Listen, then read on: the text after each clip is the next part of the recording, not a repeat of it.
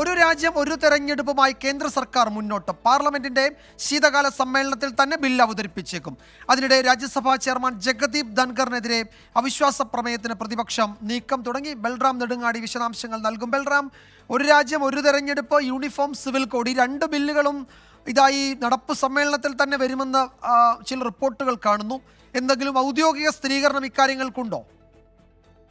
വിജയകുമാർ, ഔദ്യോഗികമായ സ്ഥിരീകരണങ്ങൾ ഇക്കാര്യത്തിൽ ഇല്ല എങ്കിലും ഒരു രാജ്യം ഒരു തെരഞ്ഞെടുപ്പ് ബില്ലുമായി മുന്നോട്ടു പോകാൻ തന്നെയാണ് കേന്ദ്ര സർക്കാരിന്റെ തീരുമാനം എന്നാണ് സർക്കാർ വൃത്തങ്ങളിൽ നിന്നും ലഭ്യമാകുന്ന സ്ഥിരീകരിക്കാവുന്ന റിപ്പോർട്ടുകൾ വ്യക്തമാക്കുന്നത്.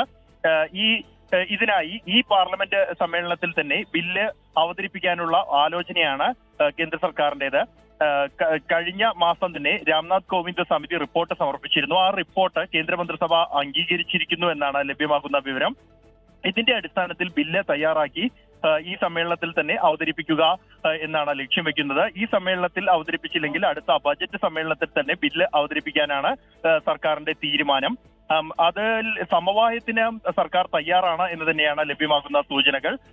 ഈ സമിതിക്ക് മുന്നിൽ പ്രതിപക്ഷ പാർട്ടികൾ നൽകിയ മൊഴികളിൽ അവരുടെ അഭിപ്രായങ്ങളിൽ എല്ലാം തന്നെ ശക്തമായ എതിർപ്പ് ഇക്കാര്യത്തിൽ അറിയിച്ചിരുന്നു.